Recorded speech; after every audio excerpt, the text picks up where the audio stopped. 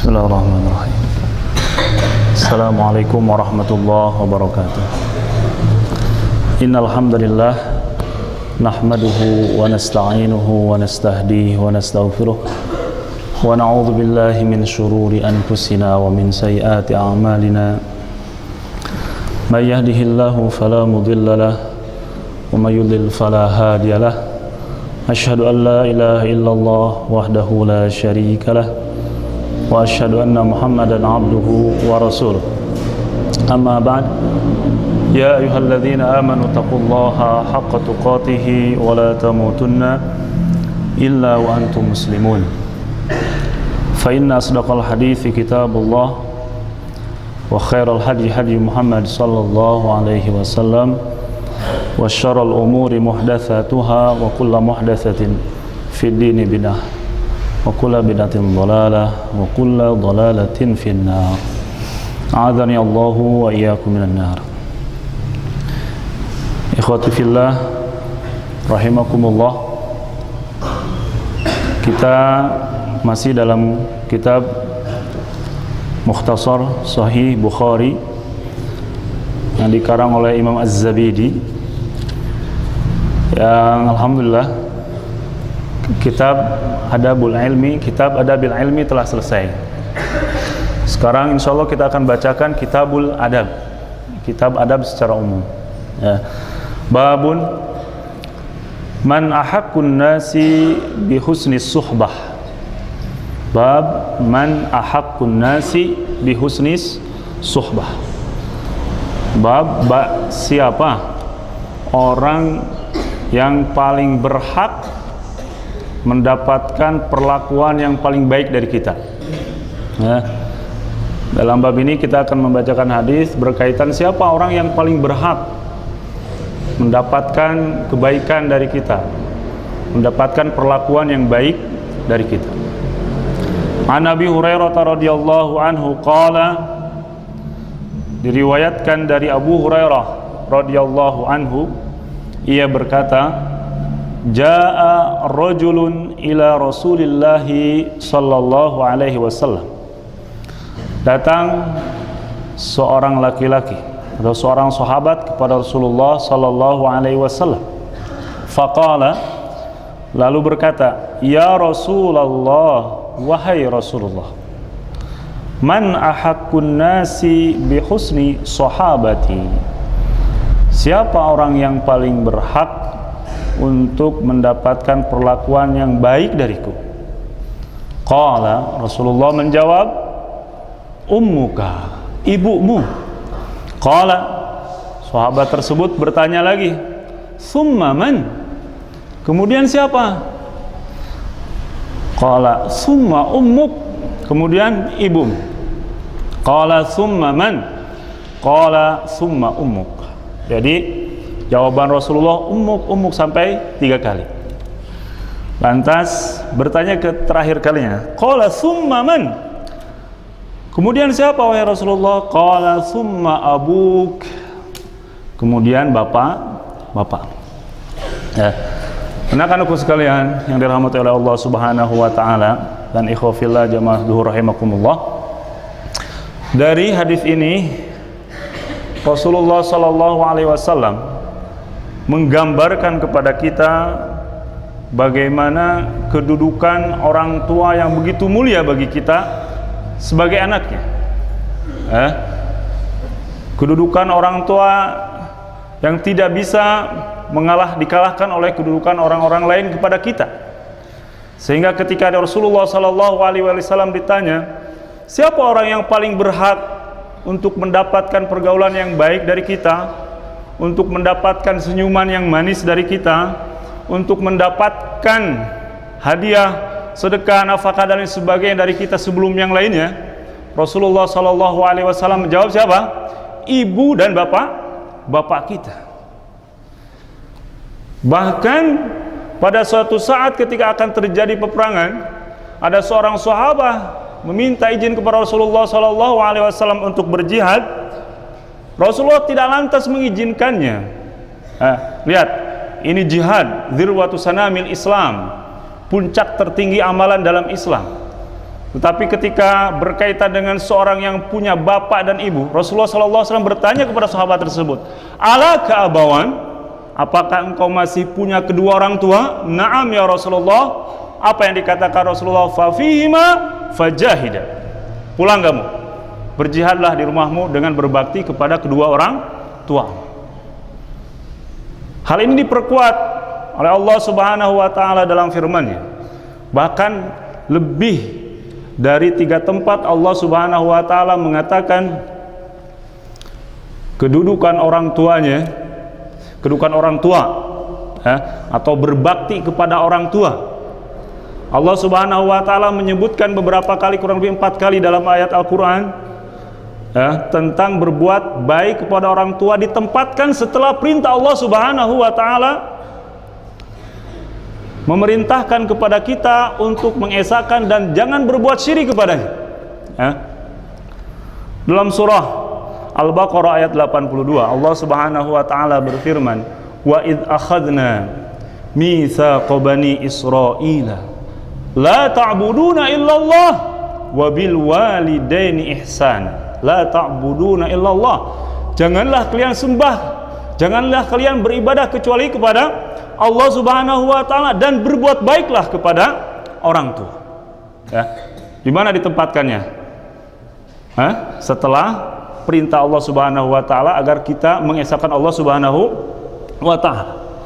Begitupun dalam surah An-Nisa ayat 36, Allah Subhanahu wa taala berfirman, wa'budullaha wa la tusyriku bihi syai'a wa bil walidaini ihsan.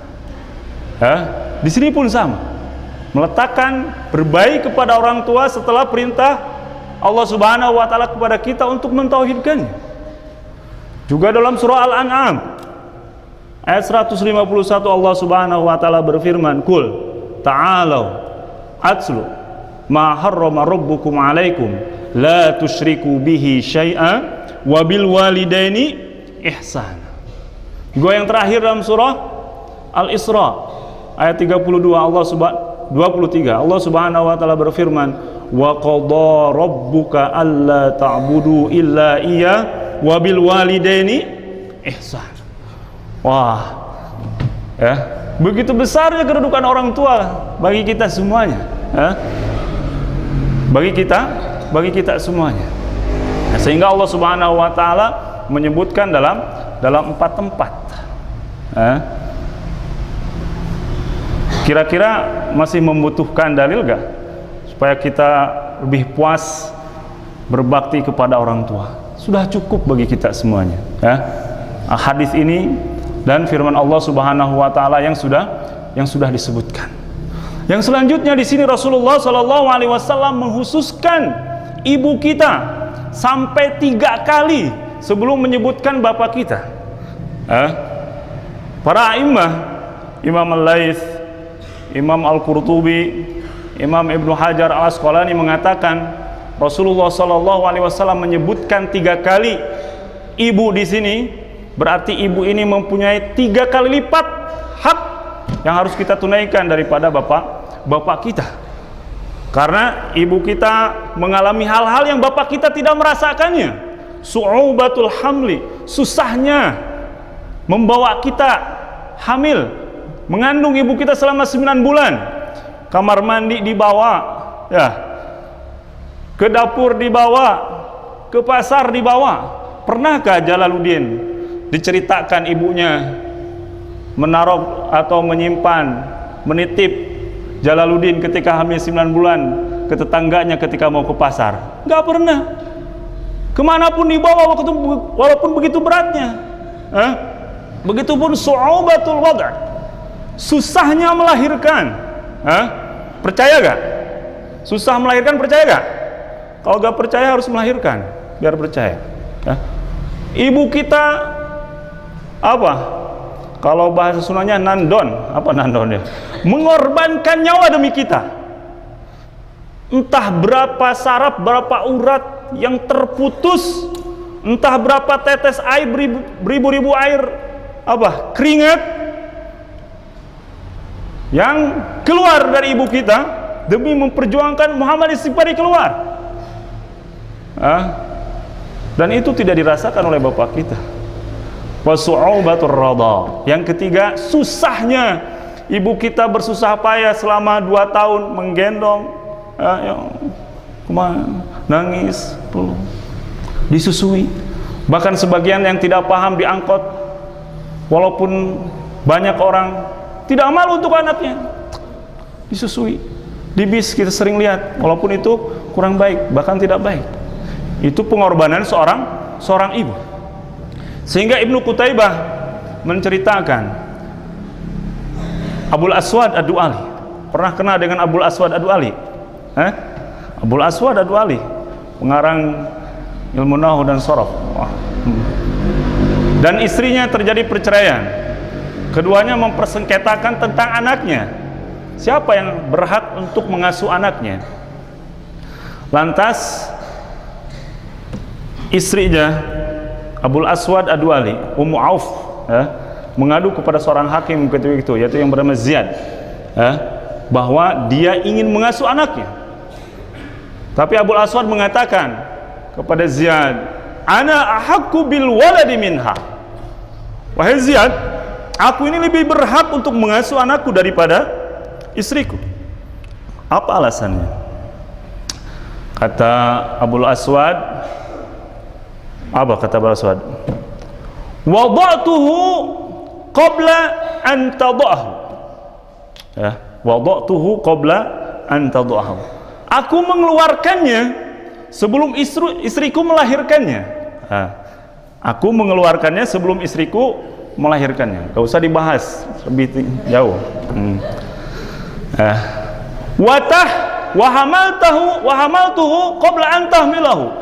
Dan aku membawanya sebelum istriku mengandungnya. Wah, hebat ini. Tapi ternyata sama Ummu Auf argumentasi itu dipatahkan. Apa yang dikatakan Ummu Auf?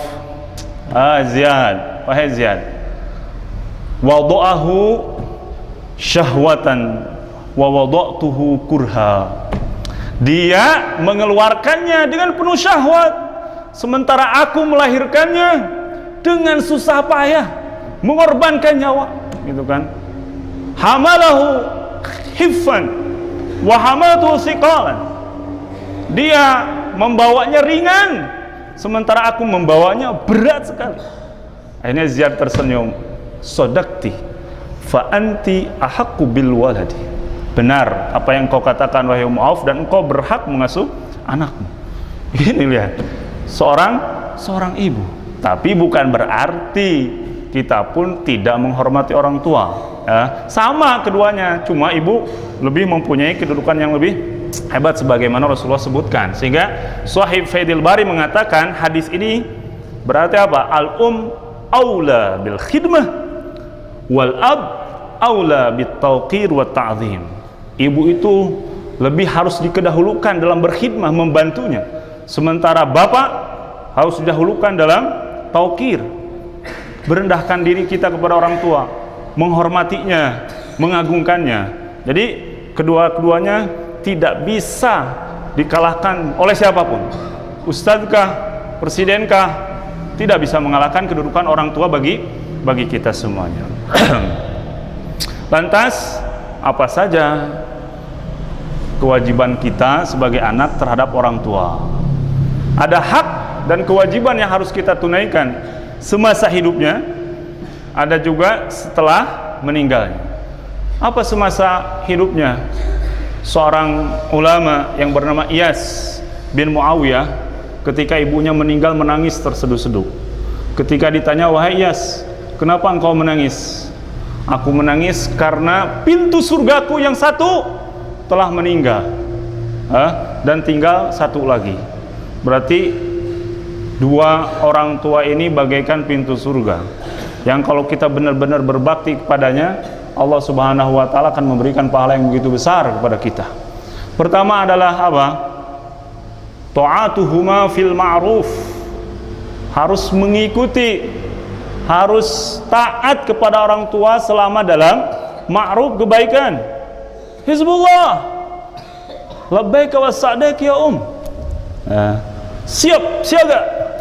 Kalau jawabannya polisi 86 siap gitu kan. Ada apa bu? Tolong belikan sabun. Siap. Andika, kata bapaknya, tolong cuciin mobil. Siap. Harus begitu. Ilham, tolong belikan rokok. Oh, nanti dulu ya. Selama yang ma'ruf oke. Tapi ketika sudah keluar dari jalur syariah, itu terhadap orang tua. Jangan sampai mengatakan perkataan-perkataan yang menyakitinya. Nanti kita akan bahas selanjutnya. Yang selanjutnya al-infaqu alaihima, bersedekah, memberikan hadiah. Yang utama itu siapa? Orang tua sebelum yang lainnya. Jangan tertukar. Kita mengambil harta orang tua untuk dihadiahkan kepada seseorang, ini bahaya. Apalagi seorang yang belah sana. Waduh, kasus nih ya. Bukannya malah memberi hadiah kepada orang tua, tapi hadiah orang tua dihadiahkan lagi kepada tetangga sebelah. Ini bahaya. Nah, jangan sampai terulang lagi ya. Alimudin ya, jangan sampai terulang. Bukan alimudin maksudnya. Seperti itu. Yang selanjutnya apa? Akhlak yang baik kepada orang tua. Sebagaimana Allah Subhanahu wa taala, la taqul lahuma uff, janganlah mengatakan wala tanharhuma, janganlah membentaknya, wa qul lahuma qaulan karima, berkatalah dengan perkataan yang lemah lembut. Berapa ratus kali kata yang keluar semenjak kita dilahirkan oleh orang tua kita sampai sekarang. Padahal Allah mengancam bahkan lebih dari Para ulama terdahulu, kalau mereka mengangkat suara yang lebih tinggi dari ibunya, katanya banyak beristighfar, bahkan memerdekakan anak hamba-hamba sahaya supaya dosanya bisa terbayar. Tapi kalau kita subhanallah mungkin yang namanya itu udah agak aneh ya. Sungguh itu akan menyakiti kedua orang tua kita. Saat kalau gak boleh ya, kalau memukul boleh gak? Kan gak ada di sana la tadrib gitu kan. Bilang saja tidak boleh, apalagi memukulnya. Kayak dulu Ustaz kalau di Mahad suka nulis no sandal on, jangan memakai sendal. Biasanya anak-anak itu ada adik kelas suka rajin naiknya pakai sepatu. Ketika ditanya kenapa kamu pakai sepatu, kan di sana juga no sandal on, gitu kan. Berarti sepatu boleh. Ini pemahaman yang terbalik. Yang rendah saja dilarang, apalagi yang lebih berat daripada itu.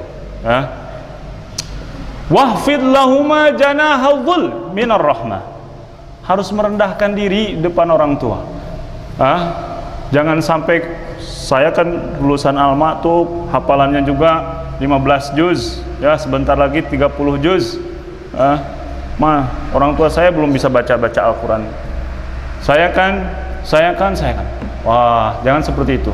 Jadi orang tua harus benar-benar dihormati sehingga jangan sampai tersakiti. Betul gak? Baik dengan perkataan kita atau perkataan secara tidak langsung kita menghina orang tua orang lain sehingga mereka menghina orang tua kita. Jadi buatlah orang tua kita itu menangis bahagia ketika melihat anaknya subhanallah ibadahnya rajin, sukses, nilainya besar. Jangan sampai buat ibu kita menangis sekian kalinya karena perbuatan kita di Mahad. Cukuplah orang tua kita menangis ketika melahirkan kita. Jangan ditambah lagi menangisnya dengan ketidaktaatan kita di pesantren ini. Jadi berusaha, tolong kalau misalkan kita tidak memperhatikan diri sendiri, saya mau sukses, mau enggak, yang penting ingat orang tua kita, betapa lemah, betapa lesunya mereka. Kaki dijadikan kepala dijadikan kaki, dibuntang-banting ke sana kemari untuk membiayai kita semuanya. Ketika kita mendengar anaknya di sini kasus itu, betapa hancurnya hati orang tua kita. Kita harus benar-benar menjaga bersama-sama, bersemangat. Buktikan sekarang UTS nih, saya Mumtaz awal seperti itu. Siap? Insyaallah. sebentar lagi. Terus yang selanjutnya hak setelah matinya. Di antaranya apa? Mendoakannya, beristighfar untuknya. Karena kita salah satu apa? Salah satu hartanya peninggalan orang tua kita. Wa qur rabbirhamhuma kama rabbayani shaghira. Berdoa untuk kedua orang tua kita. Sebagaimana perawi hadis ini Abu Hurairah, ya, dikisahkan. Dia dan orang tuanya, ibunya ketika belum masuk Islam selalu mendakwahinya. Tapi ternyata ibunya belum mendapatkan hidayah, bahkan suatu saat menghina Rasulullah SAW. Akhirnya Abu Hurairah menangis, ya, sedih sekali, karena Rasulullah pun orang yang dicintainya dihina oleh ibunya. Akhirnya dia pergi kepada Rasulullah SAW, ya Rasulullah, aku mendakwahi ibuku, tapi ternyata belum masuk hidayah. Tolong doakan ibuku. Akhirnya Rasulullah SAW mendoakan, Allahumma hdi umma Abi Hurairah, ya Allah, mudah-mudahan ibu Abu Hurairah mendapat hidayah.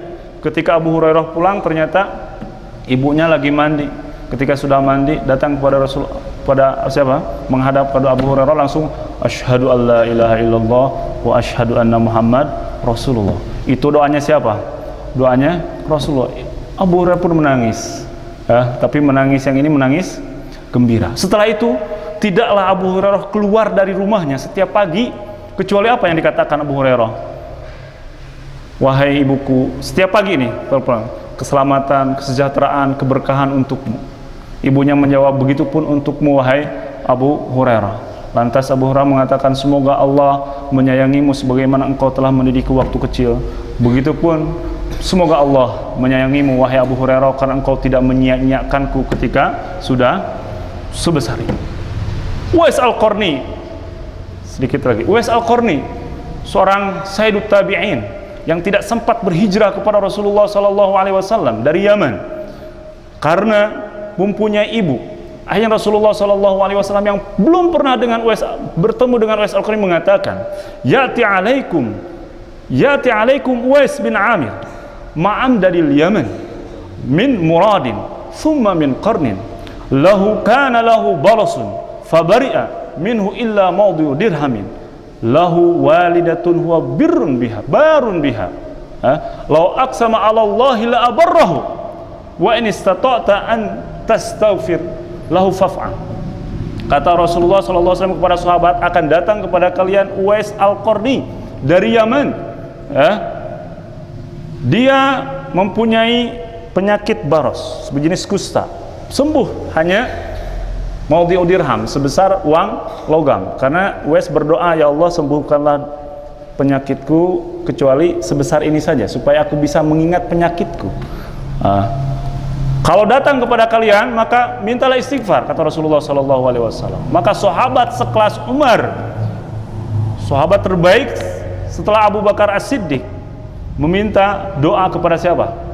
Kepada Uwais Al-Qarni. Setiap kali datang orang Yaman ditanyakan Uwais, akhirnya datang juga. Itu kedudukan orang yang berbakti kepada orang tua. Jadi subhanallah, betapa besarnya balasan orang yang berbakti kepada orang tua. Walaupun sampai kapanpun kita tidak akan bisa membalas kebaikan orang tua. Pernah dikisahkan ketika Abdullah ibnu Umar berada di depan Ka'bah, ada seorang yang tawaf membawa orang tuanya, digendong orang tuanya. Ketika sudah selesai menghadap, bertanya kepada Abdullah ibnu Umar, wahai Abdullah ibnu Umar, akankah aku ini sudah menunaikan kewajibanku dan membalas kebaikan orang tuaku? Apa yang dikatakan Abdullah ibnu Umar?